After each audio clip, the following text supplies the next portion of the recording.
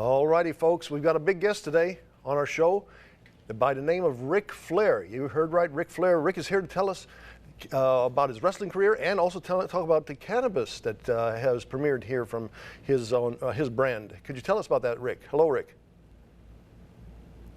I officially dropped the line, I believe, yesterday. It's Ric Flair Drip.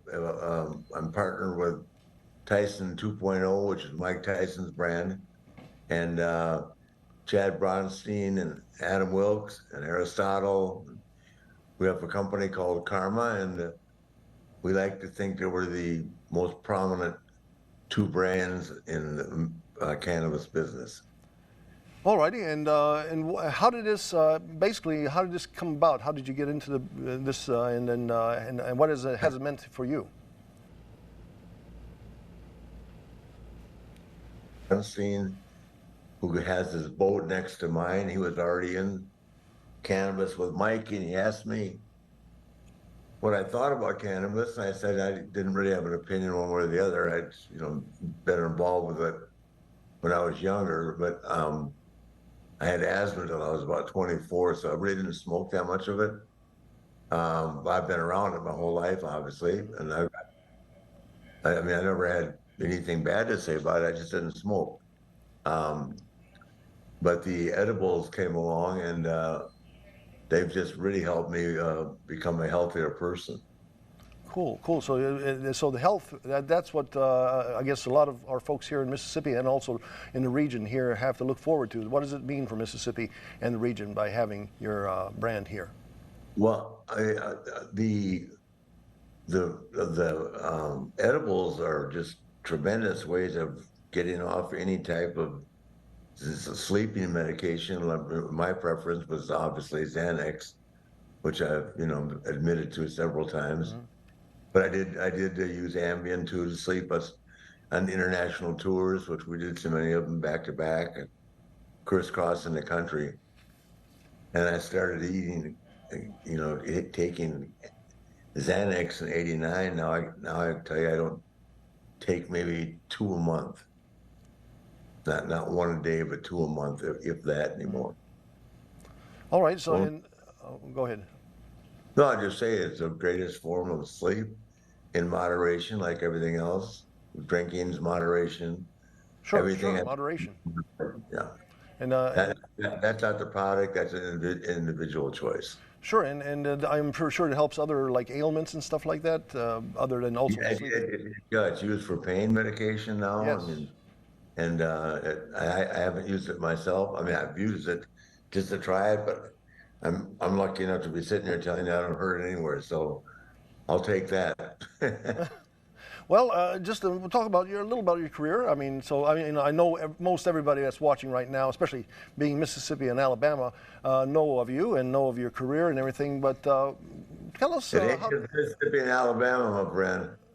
I'm sorry, what was that? I didn't catch.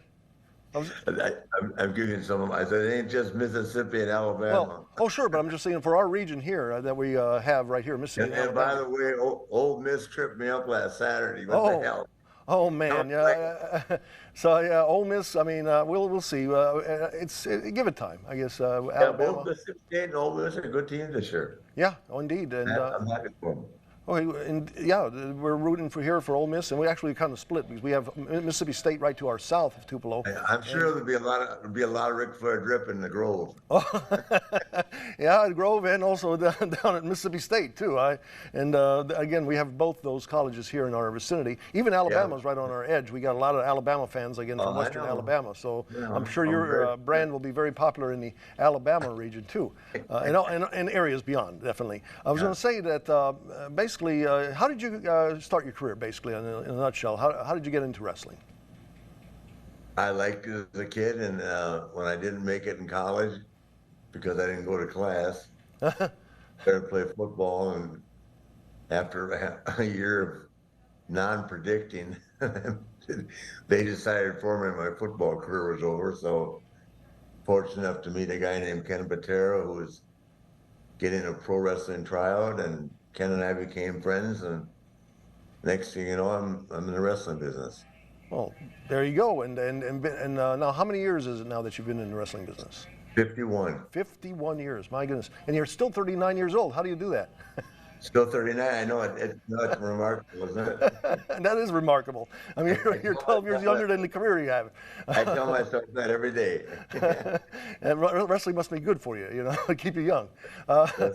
So your highlights of your career, basically, I mean, I know growing up, I told you I grew up in Kansas City, and I've seen this a couple of times you were up in Kansas City, and I know you had a big match with Harley Race from up there. Any other big matches that you just stand out for you? I won my first world title in Kansas City against Dusty Rhodes, and I was frequented that area a lot with not only my friendship through Harley Race, but working that area. It was one of the major territories in the country as the world champion. So I was both there, and of course a lot in St. Louis, Missouri, and that whole area is a great wrestling area, and we've been very well known for liking wrestling. Well, I got to bring up obviously Memphis area too. I guess you made Oh, with the King Jerry Lawler, man. Yeah, Jerry Lawler. This. I mean, Jerry Lawler could run for governor or I know. anywhere around here. I mean, it could be Mississippi or Alabama or I'd vote Tennessee. for him. Do I? I'd vote for him. Definitely. I know what you mean. And a lot of folks be voting for Jerry. Basically, what does your future hold? Where do you? I know that you're going to be doing the cannabis here, but I know are you now? I guess retired or semi-retired? Well, I'm retired from wrestling. I still follow it very carefully because my daughter is arguably the best wrestler in the company, male or female. So. I follow very closely. I'm not directly involved with them, but I still follow it, love it, and it'll be part of my life forever. Sure. I still have many friends involved in it, and I love it. It just gets bigger and better every year. I didn't know if you had maybe some plans just to be like in storylines and everything for future storylines. No plans for story. The storylines are over. Not that I know of. Well, we'd certainly like to see you back in the storyline. I wouldn't say no if the opportunity came along. That'd be very cool. So again, your cannabis is named Ric Flair Drip, right? Yes. And indeed, it's going to be. It's now available. And my edibles are woo chews. Woo chews. Yeah, they're like. Could you give us a couple of woos? Go woo. Woo chews. Woo chews. Okay. And so it has been a pleasure to have you here on the program. And, thank you. You take it easy, and hopefully everything works out. Look forward to meeting you in person. Thank you, sir. Take it easy. Okay, bye. Bye.